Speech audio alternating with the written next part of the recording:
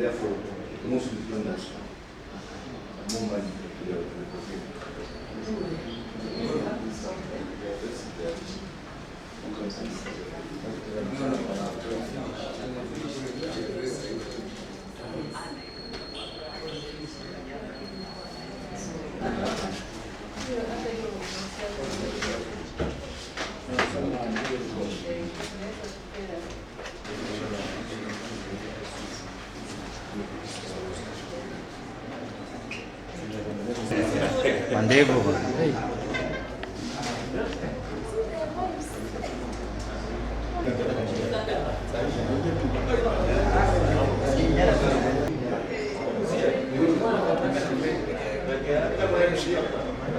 So, you are ready?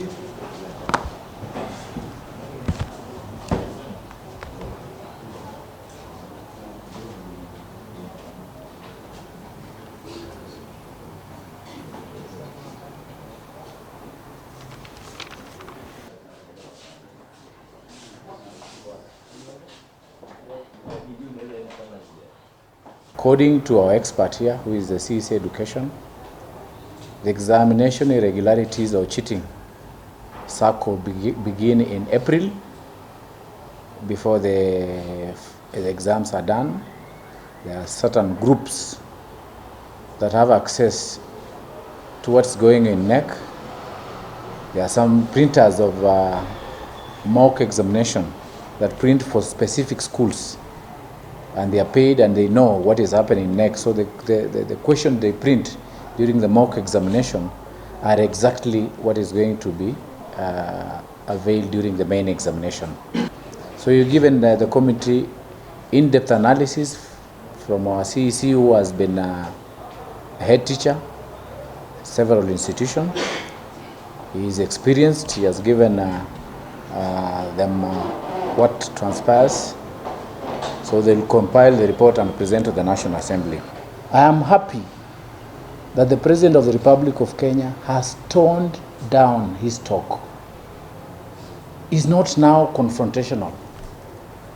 If you read his body language, if you look at the speech he delivered in State House during the swearing in of the Solicitor General, he has toned down. The problem with this country is emanating from one person called the Deputy President of the Republic of Kenya. And to tell Rigathi Gachagua, stop chest thumping. After election, you unite the country. Raila Amolo Odinga has his own supporters. Ruto has his own supporters. Once you won election, once the Supreme Court declared Ruto is the president, the first mission is Rigathi Gachagua to unite the country. Rigathi Gachagua is busy abusing Raila Amolo Odinga. You know you are annoying his supporters. Why can't you keep quiet? This country needs national healing and national reconciliation after the divisive general election. Raila has gone another notch higher because of the confrontational politics emanating from the deputy president. How can a deputy president say, "Sasa huyu mtu tutamsukuma mpaka nyumbani"? How will his supporters feel? What Raila has been doing is actually to feed his supporters on hope, on hope. Even if it were me, I'll feed my supporters on hope.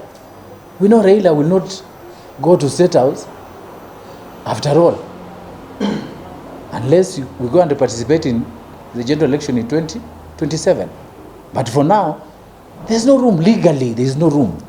Where is the room? The Supreme Court declared that the results were valid and Ruto was elected the president. Which other legal mechanism would Raila use to go to State House? Raila is reacting like this because of one person, Rigathi Gachagua. Tone down. Behave as a national leader. Don't behave like a bandit. His talk is worse than the behavior of a bandit. Be a leader. This country needs national conversation on the issue of the rising cost of living. We need a national conversation. And a national conversation has to be done through a dialogue with soberness Our leaders must be sober. How do you talk about we're going to arrest Raila, we're going to arrest Uhuru? These people have their own supporters. You are dividing the country further. Raila is official opposition. Leave him alone. Look at the strategies on how we are going to work round the clock to have a national conversation on how to resolve the issue of high cost of living. Abuses will not solve. And eventually, I'm seeing the route back to ICC if these utterances will continue. Because you are knowing more people. There will be no violence. There will be no chaos. There will be no demonstration if we handle our issues carefully. Let's obey the church. The church has said, let's have a national conversation on how to sort out the problem of high cost of living in this country. Will abusing another leader solve that? Let's engage soberly. And I like the president, during the State House meeting, he talked soberly. And Gachagua, your role is a principal advisor to the president. If you are breathing fire, what do you want your boss to do? Your boss will take your advice. Let me breathe fire. And if anything goes wrong in this country, we'll start by those who are advocating for divisiveness in this country. If the high cost of living are biting Kenyans, we are all subject to that. And if we engage as leaders in showdowns, arrest so-and-so, deal with so-and-so, we shall deal with you, is that solving the problem of high cost of living? You're escalating the problem.